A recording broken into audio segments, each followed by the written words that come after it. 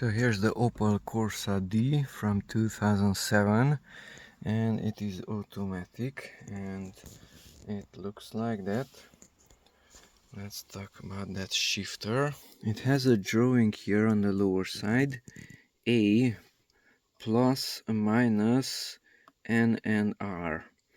A is the automatic, that is going forward, is the equivalent of D, that is drive, because on other cars you have P, R, and D. D is the drive to go forward. The center is nothing.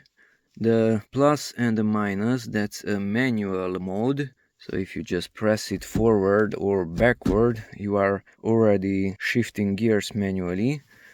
On the right side, just like that, it is the neutral, that's the N.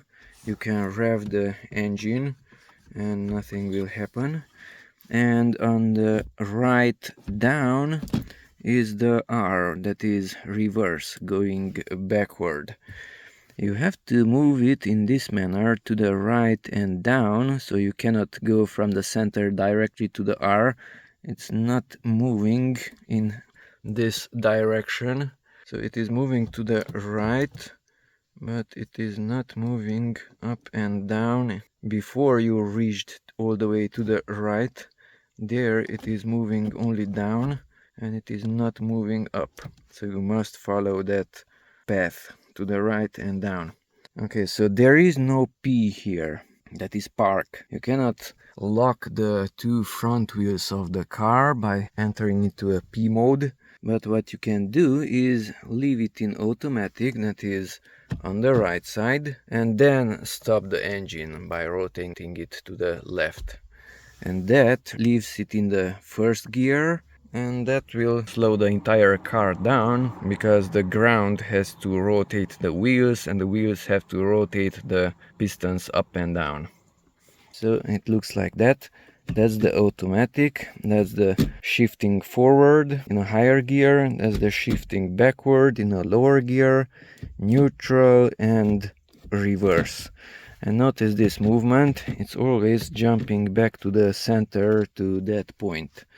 That means to insert it to A, all you have to do is just give it a command. That's it, to the left. And it remains in A. It's not going to neutral just because it jumped back. And while it's in A, you can also push it forward, and then it will go directly to that one, which is the manual. And while being in A, you can pull it down and it will manually shift there and it will remain in that gear. If you want to return to automatic, just move it once to the left. That's a sport mode, it will shift faster, it will keep the revolutions at a higher value, more RPM, more noise and more power. It's just an on and off button. And the snowflake sign, it's a winter mode, so if you press that, then it will not start from the first gear, but it will start from the second or even the third gear. And in this manner, the power transmitted to the wheels will be much lower, and thus the car will not slip on ice, for example. So use it only in winter mode, otherwise disable it. These are shown, if you turn the key, are shown here next to the A. So if I press the snowflake, there is the snowflake. Now it's off and now it's on. It's up there in the corner.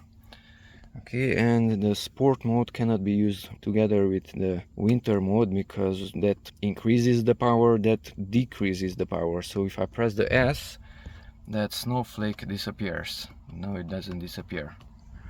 So I cannot enable sport mode if winter mode is enabled. So first disable this. Snowflake disappeared. Now press the S and now it is quicker. And if I press the S again, it's disabled. Sport mode enabled, sport mode disabled. And if sport mode is enabled, this will disable it. So I press the snowflake and it went from the right side to the left side. Once again, disable snow mode, enable S, and if I press the Snowflake again, it will disable the sport mode. Okay, that's about this shifting mechanism. And by the way, there are only two pedals, there is no clutch, because it's an automatic. It's not a complex mechanism. They say that it's a simple manual transmission with a little bit of electronics, electric motors. So you are basically just giving some commands and the electric motors do the shifting and the pressing of the clutch pedal, which is not present.